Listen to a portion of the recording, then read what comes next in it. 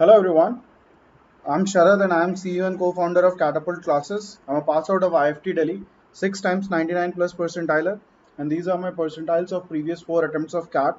I'm going to answer another question under the series You Ask We Answer. This question is asked by Devin. Question क्या है? DILR का question है. In November, the answers of a prestigious test held nationwide were leaked to a group of unscrupulous people. The CBI has arrested the Don, the mastermind behind it, and 9 other people, E से लेके X तक के. On interrogation, certain facts came into light. Their modus operandi consisted of the Don initially obtaining the answer key. Then the other 9 persons created their answer keys in the following manner. They obtained the answer key from one or two sources. Then he/she compares the answer keys to a question from both sources. If the key to a question from both sources is identical, it is copied, otherwise it is left blank. तो क्या हो रहा है कि कोई भी आदमी, मान लो ए है और वो एक आदमी के सोर्स को कॉपी करेगा या मोर देन वन आदमियों के सोर्स को कॉपी करेगा. तो मान लो उसने 3 लोगों की आंसर शीट उठाई, ये सी डी और ई हैं, इन्होंने किसी से उठाई थी या जो भी किया था या डॉन से लिया था. इससे ए ने इनकी आंसर शीट उठाई. उसके बाद वो देखेगा कि किसी भी एक क्वेश्चन को, मान लो क्वेश्चन 1 उठाया उसने, तो वो देखेगा कि सी की आंसर शीट में क्या है, डी की आंसर शीट में क्या है और ई की आंसर शीट में क्या है. अगर तीनों आंसर शीट में क्वेश्चन नंबर 1 का सेम आंसर लिखा होगा तो वो एज इट इज अपने आंसर शीट में कॉपी कर लेगा, अदरवाइज वो उसको ब्लैंक छोड़ देगा. यहां तक अभी ये बताया हुआ है. फिर ये क्या कह रहा है? Finally, each person compulsorily replaces one of the answers, not a blank one, with a wrong answer in his/her answer key. तो उसके बाद जब ए ने सारे क्वेश्चंस अपने आंसर शीट में कॉपी कर लिए, तो जो नॉन ब्लैंक क्वेश्चन रह गए हैं उनमें से किसी एक क्वेश्चन का आंसर वो चेंज कर देगा, किसी भी एक क्वेश्चन का. उसके बाद वो कह रहा है the paper contain 150 questions, so the CBI has ruled out the possibility of 2 or more of them introducing wrong answers to the same question. तो एक से ज्यादा लोग सेम क्वेश्चन को रॉन्ग नहीं करेगा. मतलब ये हुआ कि ए ने जैसे क्वेश्चन 1 मान लो इन तीनों में सेम था तो कॉपी कर लिया. फिर या इस तरीके से समझो, ए ने बी की आंसर शीट कॉपी करी तो एज इट इज पूरी कॉपी कर लेगा, बिकॉज इसमें किसी और से तो मैच करना नहीं है. अब बी ने मान लेते हैं क्वेश्चन नंबर 10 का आंसर गलत मार्क कर दिया है. यूजुअली ए था जो उसको बी को मिला था, तब ए था, बी ने उसको सी कर दिया है. तब ए जब आंसर चेंज करेगा, replaces one of the answers, तो वो 10 को नहीं रिप्लेस करेगा. ये एजम्पशन है, सीबीआई वालों ने एज्यूम करा है क्योंकि बहुत सारे क्वेश्चंस हैं तो इसकी प्रोबेबिलिटी कि सेम क्वेश्चन का आंसर दो लोग बदलें, इसको नहीं मानते, इसको जीरो मान लेते हैं. ऐसा नहीं होगा. तो ए 10 के अलावा किसी भी क्वेश्चन को बदल देगा. मान लो उसने 11 का आंसर चेंज कर दिया, तो ए के पास जो रॉन्ग आंसर्स होंगे वो क्वेश्चन नंबर 10 और क्वेश्चन नंबर 11 दोनों रॉन्ग होंगे. 10 बिकॉज बी ने चेंज किया था और 11 बिकॉज ए ने खुद चेंज किया था. तो इस तरीके से हम लोग लॉजिक लगाएंगे. अब देखते हैं क्या दिया हुआ है. तो ये कुछ दिया हुआ है. अब यहाँ पे हम कैसे सोचेंगे वो समझो. अब पी के पास यहाँ पे स्टार्टिंग में डॉन के पास पूरे करेक्ट आंसर कीज आए थे, इसके पास तो सारे करेक्ट है. अब जैसे पी को देखो, इसके ब्लैंक आंसर्स कुछ भी नहीं है, इसके भी ब्लैंक कुछ भी नहीं है, ब्लैंक नहीं है, ब्लैंक नहीं है, ब्लैंक नहीं है. इसका मतलब ये जितने लोग हैं पी, एस, टी, वी और डब्ल्यू, इन लोगों ने किसी एक सोर्स से ही कॉपी किया होगा. क्योंकि जब आप मोर देन वन सोर्स से कॉपी करते हो तब आपके पास ब्लैंक आंसर्स आएंगे, क्योंकि दो लोगों ने गलत गलत आंसर्स, ए ने मान लो क्वेश्चन नंबर 1 को गलत किया हुआ है और बी ने क्वेश्चन नंबर 3 को गलत किया हुआ है. ए ने इसका आंसर सी मार्क कर दिया है, करेक्ट आंसर ए था, और बी ने क्वेश्चन नंबर 3 को डी मार्क कर दिया है, करेक्ट आंसर बी था. लेट्स से जब सी ने इनके दोनों के आंसर शीट को लेके कॉपी किया, तो जब वो क्वेश्चन नंबर 1 को देखेगा तो ए के में उसको सी दिखेगा, ए के आंसर शीट में, और बी में उसको करेक्ट आंसर जो है ए ये दिखेगा. तो जब वो दोनों मैच नहीं करेंगे तो सी क्वेश्चन नंबर 1 को ब्लैंक छोड़ देगा, ब्लैंक वाले रो में डाल देगा. उसी तरीके से जब वो 3 को चेक करेगा तो ए में करेक्ट आंसर दिखेगा बी और बी में इनकरेक्ट दिखेगा डी, तो वो इसको भी ब्लैंक छोड़ देगा, क्वेश्चन नंबर 3 को भी सी ब्लैंक छोड़ देगा. तो इस तरीके से ब्लैंक आंसर्स ये लोग छोड़ेंगे. तो अब अगर हम देखें कि जिसने एक ही सोर्स से कॉपी किया है तो उसके पास कंपेयर करने के लिए तो कुछ है नहीं, तो वो एज इट इज पूरी की पूरी आंसर शीट कॉपी कर लेगा. तो इसका मतलब ये हुआ कि पी, एस, टी, वी और डब्ल्यू ने किसी एक सोर्स से कॉपी किया होगा. अब पी, एस और वी, इनका सिर्फ एक आंसर गलत है, इसका मतलब है इन्होंने डॉन की आंसर शीट से कॉपी किया होगा और फिर इन तीनों ने एक एक आंसर को गलत कर दिया। तो यहाँ पे हम लोग लिख सकते हैं कि पी सबसे ऊपर आया, इसने 46 को गलत किया है। एस आया, एस ने 17 को गलत किया है। और वी आया, वी ने 25 को गलत किया है। ये सबसे पहले इन्होंने डॉन से कॉपी किया है। अब इसके बाद हम देखेंगे उन लोगों के, देखेंगे जिनका रॉन्ग आंसर या ब्लैंक आंसर में 46, 17 और 25 हो, वो मेरा नेक्स्ट क्लू होगा। तो अब जैसे मैं यू को देखूं तो यू में 46 और 14 है, लेकिन ब्लैंक भी बहुत सारे हैं। इसका मतलब डायरेक्टली पी से कॉपी नहीं किया है, मल्टीपल सोर्सेज से कॉपी किया है। डब्ल्यू को अगर मैं देखूं तो इसका है 46,92, ब्लैंक कुछ भी नहीं है।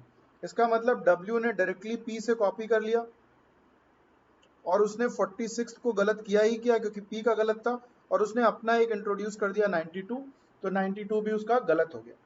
तो अब डब्ल्यू को भी हमने कवर कर लिया, पी को भी कवर कर लिया, एस को भी कवर कर लिया, वी को भी कवर कर लिया।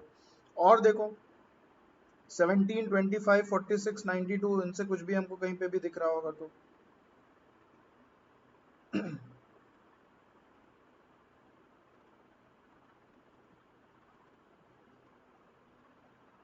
और कहीं पे हमें कुछ नहीं दिख रहा। क्यू के लिए हमें क्या क्या चाहिए, 96, 46, 90, 25 नहीं हो सकता।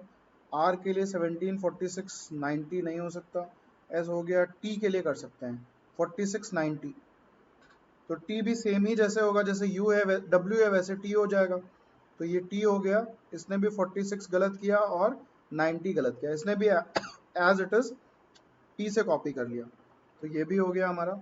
यू को अगर हम देखें तो इसके पास 14 और 46 दो गलत हैं, 92 और 90 इसके ब्लैंक आंसर्स हैं। तो अब अगर कोई डब्ल्यू और टी को सोर्स बना के कॉपी करता है, यानी कि यू 46 तो दोनों में गलत है, तो वो एज इट इज कॉपी कर लेगा बिकॉज दोनों ने ही सेम गलत मार्क किया है। यानी कि जो पी ने चेंज किया था 46 का, मान लो सी लिखा था, तो डब्ल्यू भी सी लिखेगा, टी भी सी लिखेगा, तो यू को भी सी लिखना है, यू उसको ब्लैंक नहीं करेगा। लेकिन 92 और 90 दोनों ने अलग अलग गलत किया है, इसका मतलब ये इसके में ब्लैंक में चला जाएगा और इसके गलत आंसर कौन कौन से हो जाएंगे, 14 जो इसने इंट्रोड्यूस किया और 46 जो चला आ रहा है, तो इसका हो गया 46 कॉमा 14 जो इसने इंट्रोड्यूस किया। 92 और 90 इसके ब्लैंक में चले जाएंगे। आई होप क्लियर हो गया होगा। आगे देखते हैं। वी हो गया है, डब्ल्यू हो गया है, एक्स को चाहिए 17, 46 और 90, यानी कि जो एक्स है वो एस से लेके बनेगा और टी से लेके बनेगा, तो ये एक्स आ गया। अब इसके में देखो 46 ब्लैंक होगा बिकॉज एस और टी में 46 नहीं मैच कर रहा है। 17 ब्लैंक होगा बिकॉज एस ने गलत किया है बट टी ने गलत नहीं किया है। और 90 ब्लैंक होगा बिकॉज टी ने गलत किया है, एस ने गलत नहीं किया है। तो एक्स का सिर्फ और सिर्फ एक आंसर गलत होगा जो उसने खुद इंट्रोड्यूस किया है, दैट इज 27, और बाकी तीनों उसके ब्लैंक में चले जाएंगे। अब हमारा क्यू और आर रह गया। क्यू को देखते हैं। 46, 90 और 25 ब्लैंक है, यानी कि टी और वी को कॉम्बिनेशन होगा। सो वी ले लो और टी ले लो, इन दोनों को मिला के उसने गलत किया होगा एंड दैट इज क्यू। अब देखो 25, 46 और 90 उसके ब्लैंक में आ गए और इसका रॉन्ग आंसर एक आ गया 96 जो क्यू ने खुद इंट्रोड्यूस किया है। अब लास्ट बचता है आर, 17, 46 और 90, यानी कि एस और टी अगेन, और इसके दो आंसर गलत हैं 27 और 56। इसका मतलब है इसने सिर्फ और सिर्फ x को कॉपी किया है। x को अगर हम देखें तो x में 17, 46, 90 ब्लैंक है, तो इसके में भी ब्लैंक रहेगा। और इसने x को कॉपी किया है r ने, 27 x का गलत था और 56 इसने इंट्रोड्यूस कर दिया, तो r भी कवर हो गया। तो ये हमारी ग्रेड आ गई। अब हम सीधे क्वेश्चन में आते हैं। पहला क्वेश्चन है, who among the following must have two sources. दो सोर्सेज वाले कौन से लोग हैं। पी हमें पता है इसका एक ही सोर्स है डॉन, तो ये नहीं हो सकता है। फिर है क्यू, क्यू है यहाँ पे, और क्यू के दो सोर्सेज हैं, वी है और टी है, so Q can be my answer. R और एस को चेक करने की जरूरत नहीं है बट देख लेते हैं। एस तो सीधे डॉन से आ रहा है और आर का एक ही सोर्स है एक्स, तो ये दोनों भी नहीं हो सकते। सो तुम्हारा करेक्ट आंसर हो गया B, option number B, answer Q. How many people excluding the Don needed to make answer keys before R could make his answer key. तो आर को देखते हैं, आर यहाँ पे है, आर ने कॉपी किया एक्स को, तो एक एक्स तो चाहिए ही चाहिए। एक्स ने कॉपी किया एस को और टी को, तो ये दोनों लोग भी चाहिए ही चाहिए। और टी ने कॉपी किया है पी को, तो पी भी चाहिए। तो अब हमें कितने लोग चाहिए, एक्स का देखो, एक ये हो गया P, S, T and X, ये चार लोग चाहिए। सो हमारा आंसर हो जाएगा ऑप्शन नंबर डी। नेक्स्ट है both T and W were sources to. T and W किसके सोर्स हैं, यू के सोर्स हैं, तो आंसर क्या हो जाएगा, option number A U. Second last है, which of the following is definitely true. R introduce the wrong answer to question 27।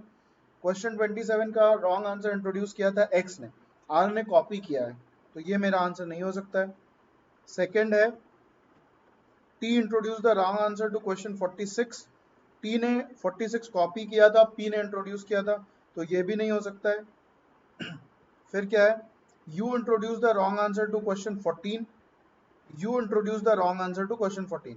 46 copy किया था, 14 को इंट्रोड्यूस किया था, तो ये मेरा आंसर हो जाएगा। लास्ट वाला चेक कर लेते हैं, W introduce the wrong answer to 46, गलत है क्योंकि हमको पता है कि पी ने इंट्रोड्यूस किया था। Last question, which of the group has the same sources, P, S और वी। पी, एस और वी का सेम सोर्स है डॉन, तो ये तो मेरा होना ही चाहिए, यानी कि ऑप्शन वन जहां जहां पे है वो होना चाहिए, यानी कि ओनली टू तो नहीं हो सकता। सेकेंड है T and W. T and W को अगर हम देखें तो इनके दोनों के सोर्स कौन है, पी है, तो ये भी मेरा आंसर होना ही चाहिए। तो इसका मतलब ओनली वन भी नहीं होगा, both one and two is your answer. So I think अभी सबको समझ में आ गया होगा। This question is answered under the series you ask me answer. So please, if you think that what we are doing is helpful for you, please like, comment, and share.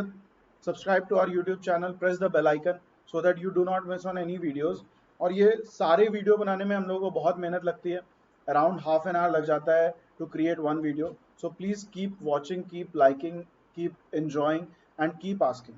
If you want to get in touch with me, you can drop a mail to sharad@catapult.com, or you can phone or WhatsApp me at this number 6388217898, and you can also follow me on Instagram at sharad.iift.